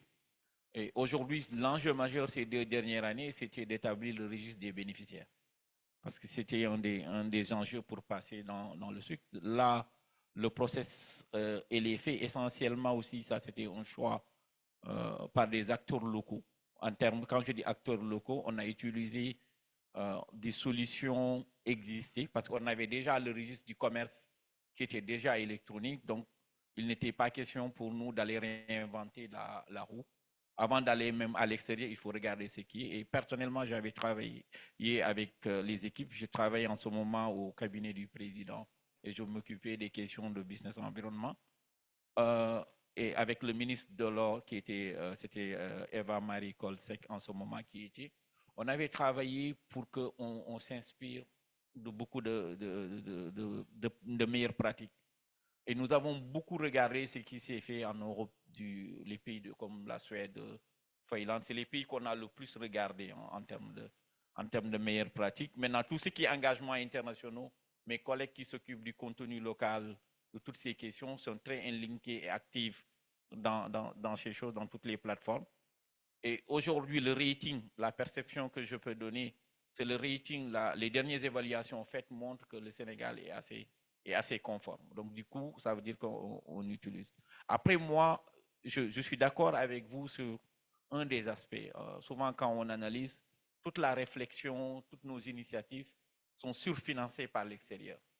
Donc, ça veut dire que souvent, on est orienté, on est obligé d'adapter les choses qu'on veut faire en fonction des conditionnalités des ressources extérieures. Ça c'est peut-être une des limites qu'on doit regarder. Et personnellement, je pense que je répondrai à leur question. On avait beaucoup travaillé, nous, à s'inspirer un peu de Malaisie, pas forcément dans ces domaines, parce que Malaisie a fait des choses extrêmement intéressantes sur les questions d'infrastructures routières, en termes de solutions alternatives au goudron, ou des trucs comme ça. Et on avait travaillé à ça et on avait utilisé les financements de la BID, de la Banque islamique de développement, qui le permettait, que certaines rues qui allaient se faire maintenant dans les zones périurbaines, qu'on utilise un peu cette technologie d'enrobage qui permettait de réduire les impacts carbone entre 20 et 30%. Mais je sais que les premières, j'ai quitté cette position Les premiers 20 km viennent d'être livrés. Je suis ça par la presse. Maintenant, on verra est-ce que c'est des choses qu'on peut continuer. Je suis d'accord qu'il est important qu'il y ait ce travail sur l'ingénierie sociale, de partage d'expériences. Mais il est important que les chercheurs se joignent à nous pour modéliser. Souvent, on travaille sur des échelles expérimentales. Et après les échelles expérimentales, il faut mettre en place des évidences qui montrent qu'on peut passer à l'échelle sur la transférabilité, tout ça. Souvent, c'est ça qui est la limite dans les pays du Sud. On fait beaucoup de projets pilotes, on fait beaucoup de choses à l'expérimental, mais on n'arrive pas à les modéliser pour passer à l'échelle. Et ça, c'est des questions sur lesquelles peut-être les chercheurs sont beaucoup plus à l'aise que les policy advisors. Nous, ce qu'on peut faire, c'est influencer. Les politiques, souvent, aiment aller vite, parce que c'est ça aussi. En fréquentant les politiques, c'est ce que j'ai appris. Les solutions qui marquent leur empreinte est plus important que les solutions qui marquent des empreintes dans le temps. Et ça, c'est quelque chose peut-être aussi qu'on doit être un peu dans la tête du politique pour savoir comment on arrive à l'influencer pour le tirer dans le bon sens.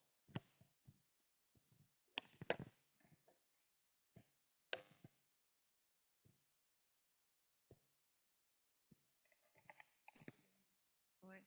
Bon, on peut ouvrir au panel. Micro, s'il vous plaît. فيك تسأل بالعربي كمان.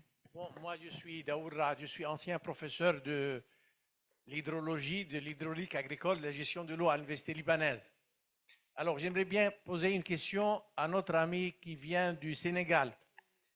Vous avez mentionné que à partir de 1970, vous avez adopté l'énergie renouvelable dans certains bassins versants, donc avec d'autres pays, n'est-ce pas? Et puis, vous avez ajouté après que les dettes ont augmenté. Je trouve qu'il y a une contradiction ici. Bon, au lieu d'épargner, bon, vous dites que les dettes ont... Voilà. En fait, c'est très simple. Je ne voulais pas aller en détail. Vous savez, pour construire un barrage hydraulique, vous avez besoin de la technologie extérieure. Et souvent, vous arrivez à les faire avec des financements extérieurs.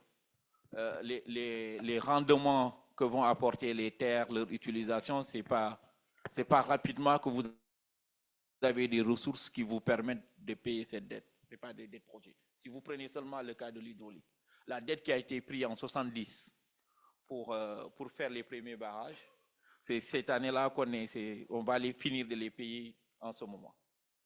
Et l'impact, le dernier travail fait sur l'impact de 30% d'aller en énergie renouvelable, c'est l'équivalent, parce qu'il faut que je le transfère c'est l'équivalent de 10 milliards de dollars.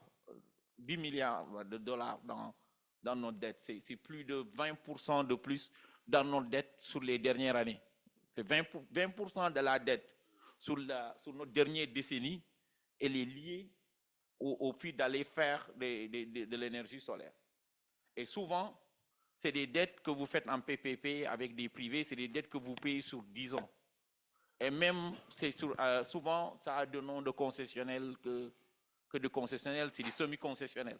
Parce que vous le faites avec des fonds d'investissement. Et souvent, c'est pour ça que je dis, faisons un peu attention. Donc, du coup, parce que, ce n'est pas de la dette concessionnelle. Vous le faites avec des opérateurs privés qui mettent leur marge dedans.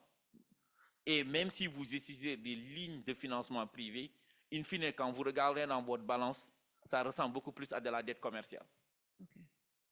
Et après, l'État s'endette, retrocède à la compagnie d'électricité. Si la compagnie d'électricité, souvent nos compagnies d'électricité ne sont pas bien gérées, vous voyez toute la balance que ça peut faire dans l'économie. Donc, je ne sais pas est-ce que ces illustrations vous convainquent un peu. Ça ne veut pas dire que le bénéfice environnemental, il est là.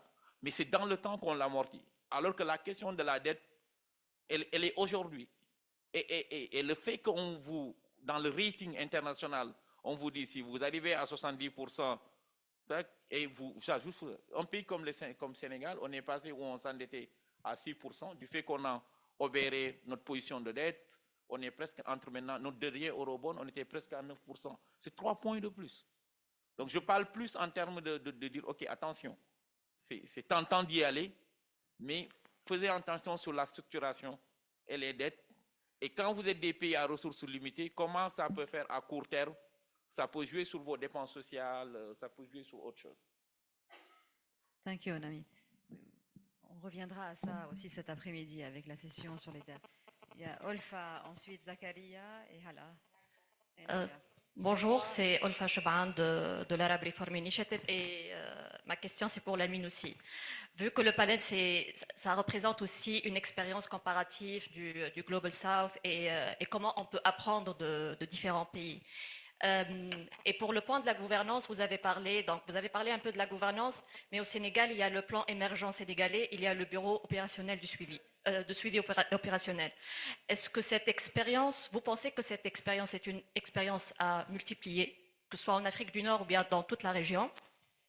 Et autre chose, quelles sont les leçons que vous avez apprises dans ce plan émergent? Parce que je pense que vous avez suivi les emplois verts, les projets de développement durable, et en plus que c'est une structure qui n'est pas ministérielle, qui est sous le cabinet du président, mais en même temps c'est une structure qui est transversale. Donc j'aimerais bien savoir quelles sont les leçons apprises de ce modèle de gouvernance, et elles sont où les failles, et est-ce que c'est un modèle à répliquer ou non? Merci.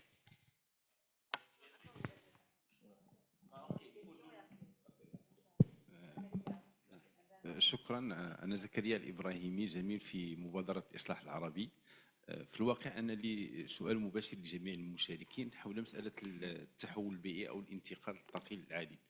بما أننا نتحدث عن الجنوب، ألا تعتقدون أننا في الجنوب بحاجة إلى بناء سردية جديدة حول هذه المفاهيم؟ تحدث الزميل من السنغال حول الدين البيئي.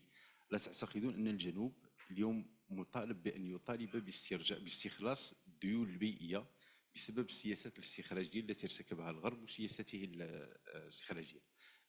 المسألة الثانية ترتبط بجزء من مخطط كان قدمه دافيد غريبر في العديد من كتاباته. أعتقد أننا بحاجة إلى نقل التكنولوجيات، وعلى الأقل مطالبة الغرب بتقاسم التكنولوجيا أو براءة اختراع لمدة 20 سنة كما يطالب دافيد غريبر هذا. إذن سؤال بشكل مباشر، مسألة الديون وإعادة التفكير في سردية جديدة حول الديون البيئية ليس بمسألة كتمويل التحول الطاقي، وإنما استخلاص ديون الاستخراج. المسألة الثانية ومسألة الانتقال الطاقي العادل في علاقته بالتكنولوجيات الحديثة وتقاسم التكنولوجيا مع الجنوب. شكرا. شكرا. راجيا الجرزاوي. I am an environmental researcher from Egypt. I am affiliated with the APS now, the AUC. My question is to Mr. Budi from Indonesia. Yes. About your experience in organizing smallholder farmers, which I think is a very difficult job, looking for the poverty, the lack of education, the vulnerability they have, and the lack of something to bring them together. So what was your breaking through strategies most effective, and could this overcome the traditional entrenched imbalance in the power between poorer and richer farmers? And at the end you succeeded, and that's good. Was there good effects which can be palpable in getting in meeting with the government and in the multi-stakeholders? Okay. I have a question also for Mr. Joaquim from Argentina. I feel, and this is a feeling, it's not logical maybe, that when the trade unions and ILO are involved in the process, so the focus is more on the jobs.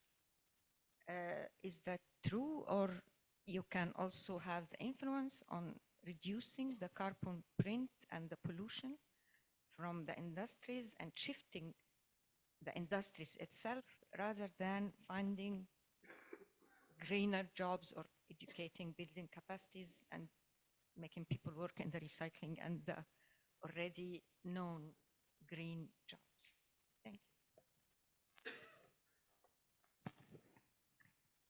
go back to maybe Budi, since you're, Budi, let's hear from you. Yeah, And then okay.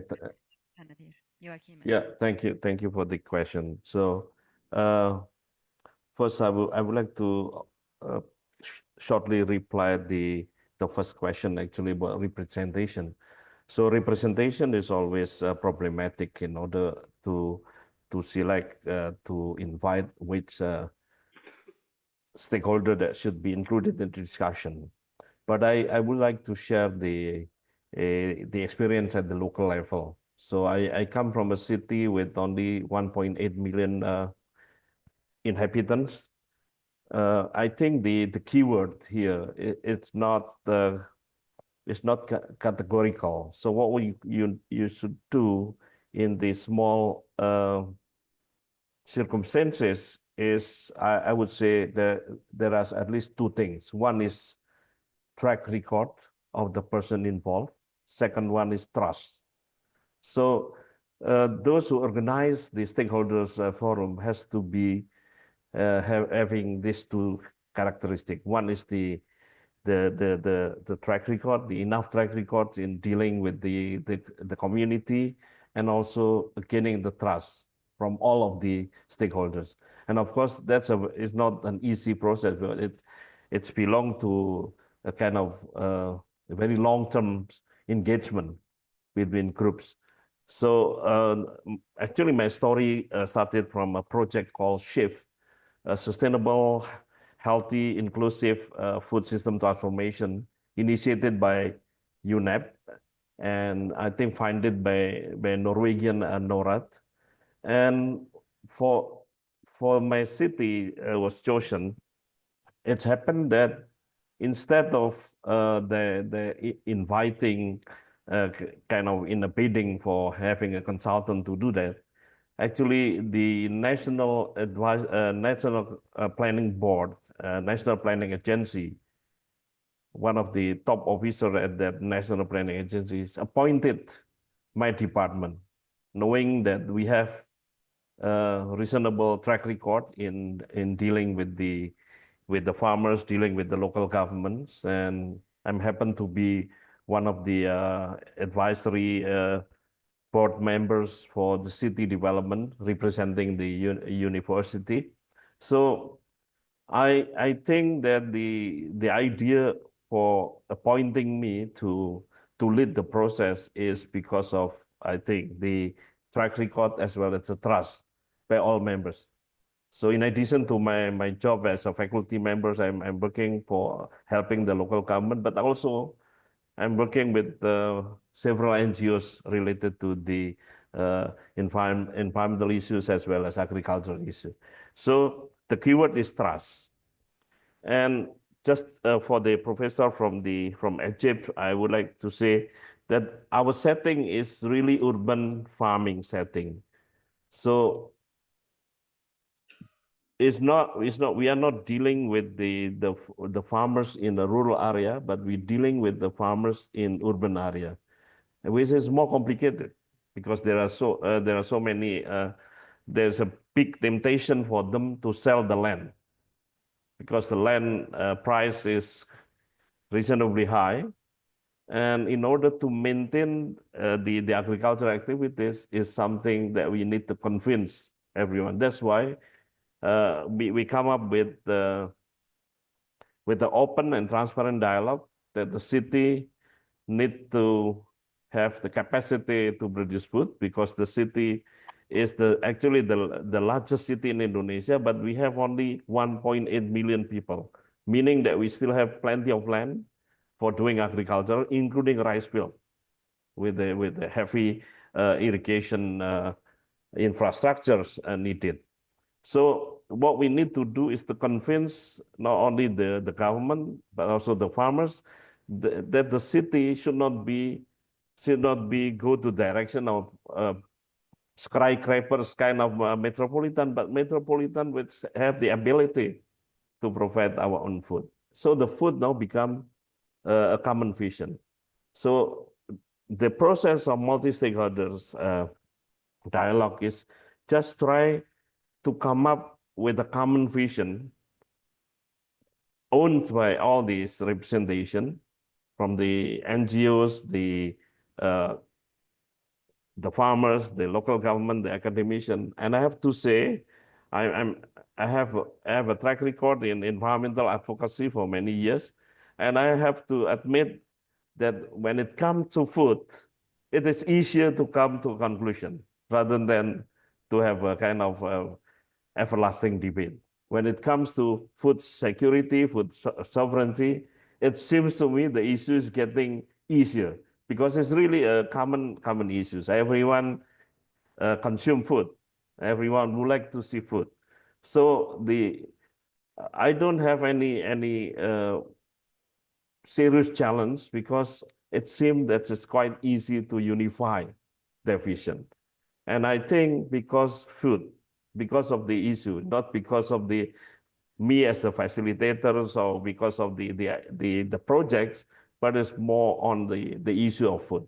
So I think this is a very local context, of course, but we see quite serious effort by all stakeholders to it.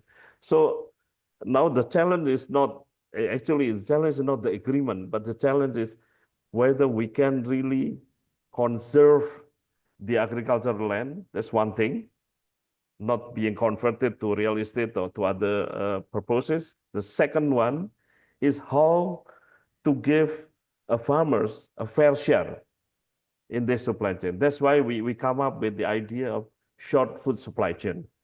So now there's a creation of local and farmers markets, and the role of this multi-stakeholder forum is to make a connection between the local food producing activities with the local shop, with the HoReCa industry, hotel, restaurant, cafe industry, in order to take up all this, the harvest of the farmers.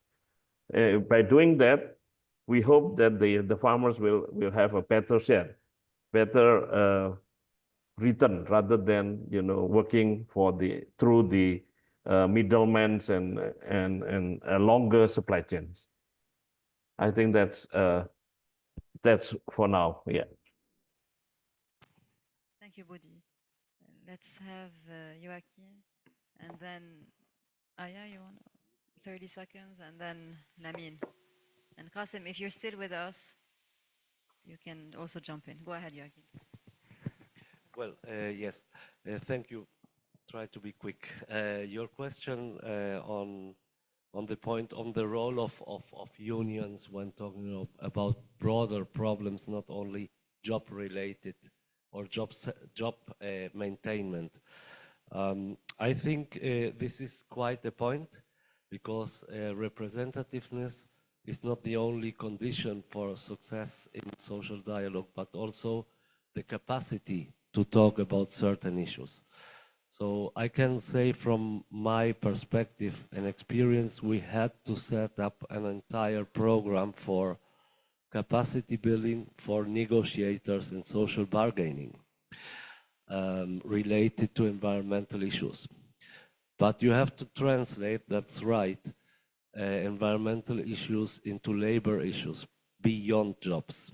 It's on industrial relations, participation on new productivity, participation in decision making, on adoption of new green, let's say, technology, or last but not least, impact of climate change on work quality and health, because this is quite an issue. Yeah, pollution, irradiation, and so on. These are the ways you can bring these labor market institutions to work for this, let's say, broader aspects. But conflict is always there. Yeah, don't close this power plant because we lose our jobs. Is obviously a strong issue.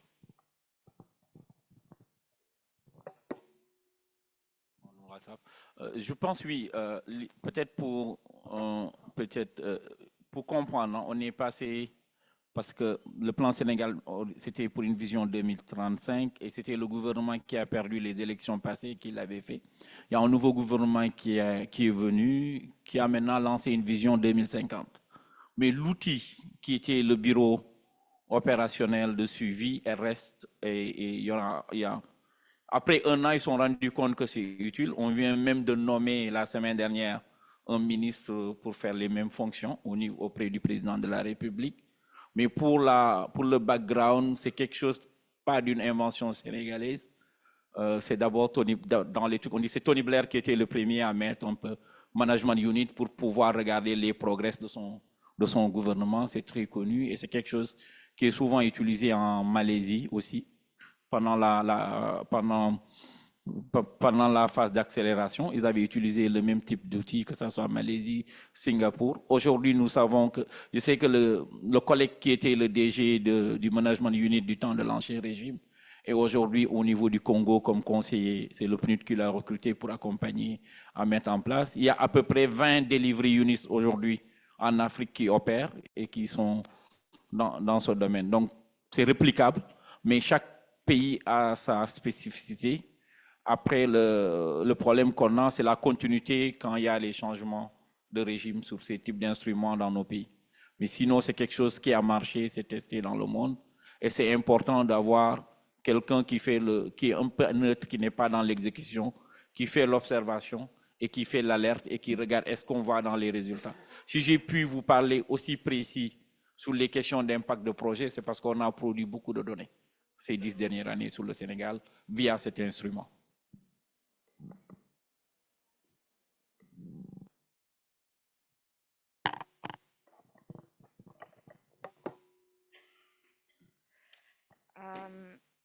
Maybe I'll end, I know we're running out of time, so 30 seconds. Initially, you had asked us, Sadine, to end with sort of what gives us hope in the region, so maybe to end on a hopeful and optimistic note.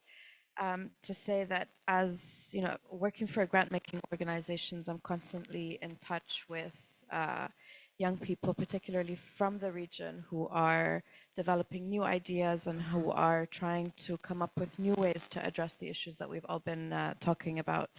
And there are so many great initiatives that our teams have been involved in funding, and young people who are doing really transformative change in the region, looking at how do we, to your question, sir, how do we transform the global financial architecture relating to taxation and debt so that it's more equitable and doesn't overly burden our communities? How do we reform intellectual property rights agreements also in a way to enable knowledge sharing on these really critical issues?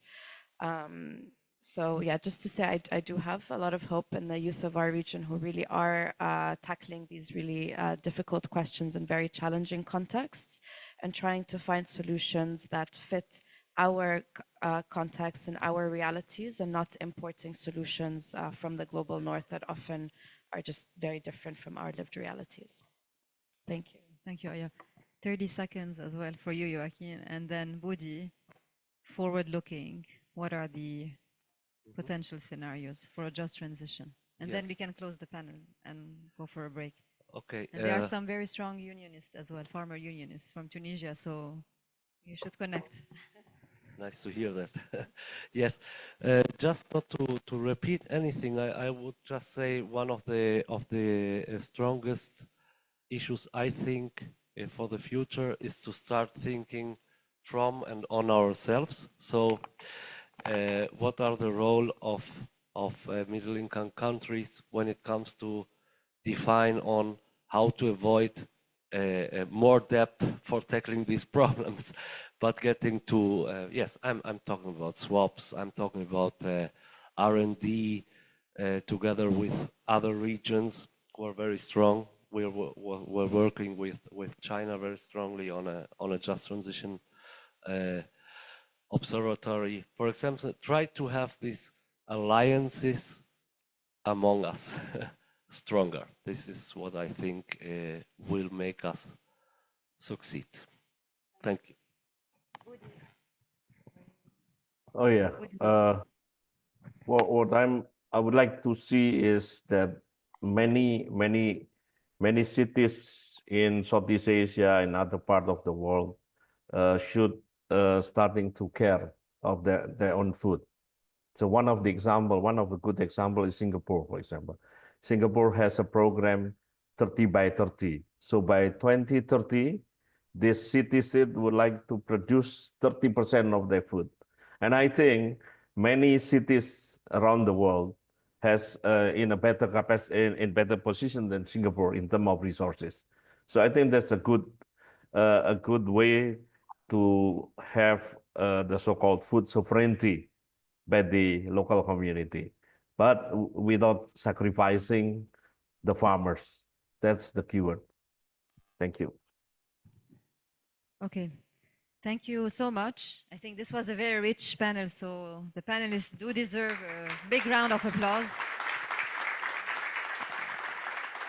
We will have a 15 minutes break, and we will come back to discussing about water, justice, and governance in the region. Thank you so much.